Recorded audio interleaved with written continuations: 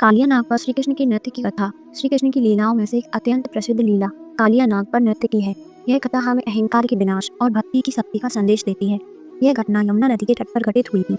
यमुना का विशैला जल, वृंदावन में बहने वाली यमुना नदी एक अत्यंत जहरीली नाग कालिया अपने परिवार सहित निवास करता था। उसकी विषैली गैसें और जहरीले जल के कारण नदी का जल पीने से पशु पक्षी मरने लगे। ब्रजवासी इस समस्या से बहुत परेशान थे और श्री कृष्ण से सहायता मांगने गए। श्री कृष्ण का कालिया नाग से सामना श्री कृष्ण ने ब्रजवासियों की चिंता को दूर करने का निश्चय लिया। वे यमुना के किनारे पहुंचे और एक ऊंचे वृक्ष पर चढ़कर नदी में कूद गए।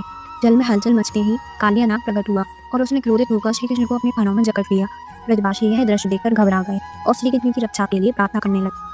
थोड़ी ही देर में श्री कृष्ण ने अपनी शक्ति से स्वयं को नाग के चंगुल से मुक्त कर लिया। वे कालिया नाग के फनों पर कूदने लगे और उनके नृत्य से कलेह की शक्ति क्षीण हो गई।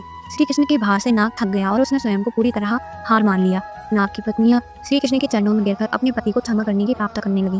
कालिया ने श्री कृष्ण से क्षमा मांगी और उसने आदेश प्राप्त किया कि वह यमुना छोड़कर चला जाएगा। श्री कृष्ण ने उसे आशीर्वाद दिया और कहा कि अब वह गरुड़ देवता से भी उसे तंग नहीं करेंगे। कालिया ने श्री कृष्ण से क्षमा मांगी और उनसे आदेश प्राप्त किया कि वह यमुना को छोड़कर अनंत चला जाएगा।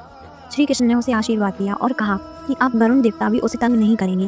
कालिया अपने परिवार सहित यमुना छोड़कर सागर की ओर चला गया और यमुना का जल पुनः स्वच्छ हो गया।